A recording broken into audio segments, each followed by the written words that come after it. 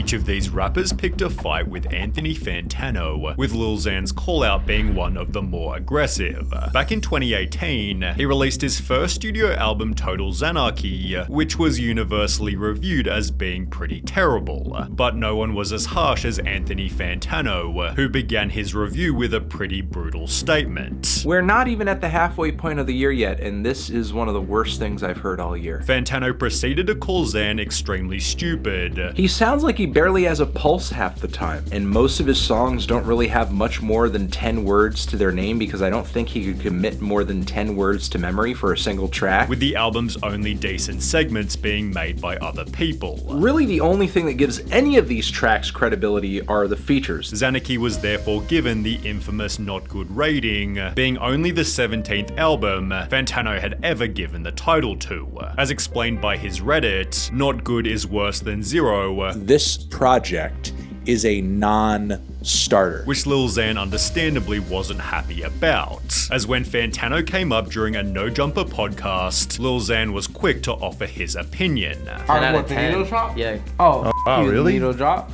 You don't like him? Bro. Oh yeah, he dissed you hard. He then blamed Fantano for Lil Peep's death. When it comes to rap, I think he has no say because he gave Lil Peep like a 1. Really? And then 2 weeks later, Lil Peep's dead. Lil Peep's a great artist. Telling Fantano to stay in his lane. You can speak on alternative rock, all that weird Japanese you like. I know you got some weird fetishes, but please do not speak on rap. With Post Malone also responding after getting a not good rating. Prior to it gaining over 9 billion streams, Fantano somehow concluded that Stoney was not good. There's just nothing special about this album, in my opinion. With the dislike ratio implying that the audience didn't agree. Damn, am I the only one who thinks this album is really good? Fantano then shared his review to his Twitter, where people again replied calling his rating inaccurate, with Post Malone retweeting these comments to his Twitter. He'd then reply directly, "But if you gave J. Cole a mediocre rating, then I'll take this as a compliment," to which Anthony responded, "See, every cloud has a silver lining," prompting Post to again respond, "And every Anthony Fantano has a dick tickler." Fantano simply responded with a laughing emoji, but it seems Post Malone eventually got the last laugh, as during his review Anthony also foolishly stated, I think he's really going to pan out as a one-hit wonder. Post Malone proves his status as a one-hit wonder. I think he might have spoke too soon there. On his very next album, Post included the line, "Your new stuff sucks, I feel like Anthony Fantano," but it was Logic who spent half of a 2-minute song expressing how much he hated Fantano. Logic had been given 2 different scores of 1 out of 10 or lower, which he'd admit always imposed a heavy mental burden. He would review my music ever since my mixtapes, and it would always like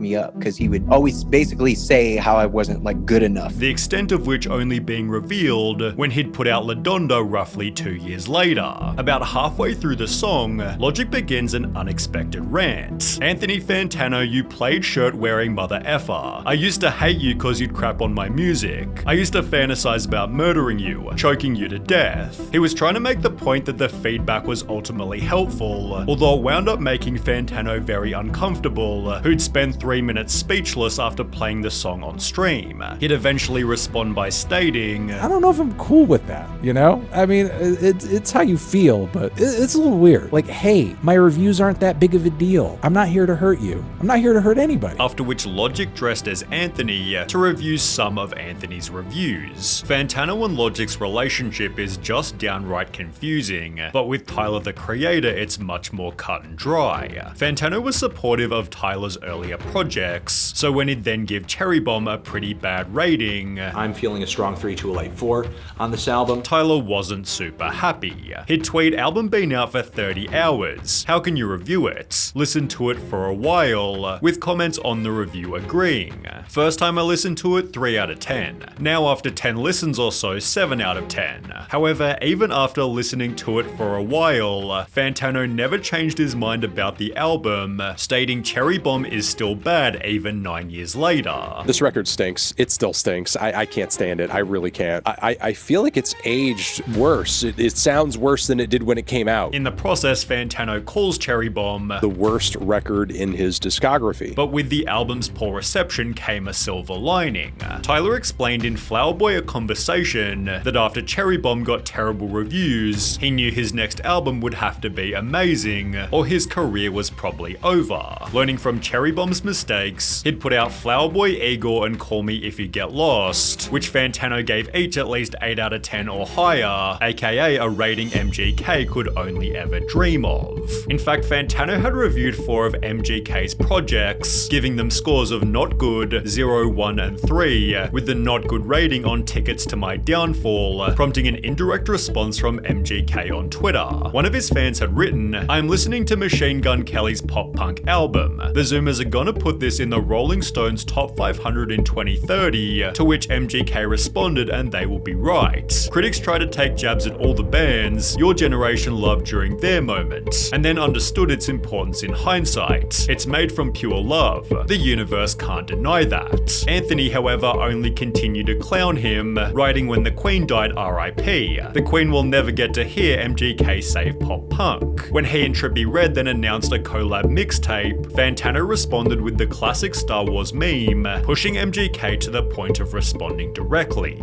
Two friends from Ohio made some songs that no one is forcing you to listen to. Insufferable, I know. Trippie Redd further added, "Who cares, dudes' reviews be trash," which likely contributed to their collab getting another bad rating. I am feeling a 0 on this. A 0. But for one of Young Lean's projects, Fantano bluntly refused to rate it. It was Unknown Death 2002, the review of which took a very strange turn. My hand is bread. My hand is bread. My hands are bread. There's bread. My hands are bread. After an unenthusiastic intro, Anthony spent the entire video simply eating bread, adding in the description, shoutouts carbs, yeast, enriched flour, salt, water, My Light Bakery, stating his favorite and least favorite songs were bread, rating the album bread out of 10. One comment theorized it's easy to tell that Anthony is saying he lost his mind because this album is so good and revolutionary. Also, the bread is a metaphor for how much money he thinks Young Lean is gonna make with his albums, although Fantano's lack of enthusiasm rather implied the opposite. Therefore, when Young Lean was asked, "What did you think about Anthony Fantano's review of your tape Unknown Death?" he'd respond by stating, "Don't really care. He should stop wasting his time and do something creative himself instead. It's always more giving and fun." Then there was that time Anthony beefed with Drake. With compilations like the needle drop hating Drake for 20 minutes straight, you might call Fantano one of Drizzy's biggest haters. So when he'd randomly upload a video titled "Drake Slid Into My DMs," everyone was curious. Last night, in the dead of night, I was reached out to by one of the biggest voices in the music industry. Fantano proceeded to show what he'd been sent. "Anthony, it's Drizzy. I know we don't really see eye to eye about music, and that you're not the biggest fan of most of my albums, but it is what it is, you know. But I'm not messaging you about your videos. I'm actually messaging you because I found a really great vegan cookie recipe I'd love you to try." Drake is sending me a vegan cookie recipe. Fantano proceeds to read the ingredients while subtly mocking Drake's intelligence. He's missing the peon applesauce. Maybe he just doesn't know how to spell applesauce. That's kind of weird. But it turns out these messages were 100% fake, because the very next day, Drake shared he and Anthony's actual chat log, which included how he really felt about Fantano. "Your existence is a light one, and that one is cause you're alive, and cause you somehow wifed a black girl. I'm feeling a light to decent one on your existence." Fantano simply used this to clown on Drake again, maintaining this attitude till his recent Kendrick beef, to which Fantano would wear his finest suit. Meanwhile, Eminem's diss was way more subtle. In his 2014 song Calm Down, Eminem included the lines "effing internet bloggers. I sit in front of my computer all day and comment on everything. I'm an expert on everything. Everything sucks. Play the next song." When the lyrics were posted to Genius, they'd reference a picture of Anthony Fantano, who'd therefore upload a video titled "Eminem Dissed Me." So this Eminem man dissed me in a song. And there's me!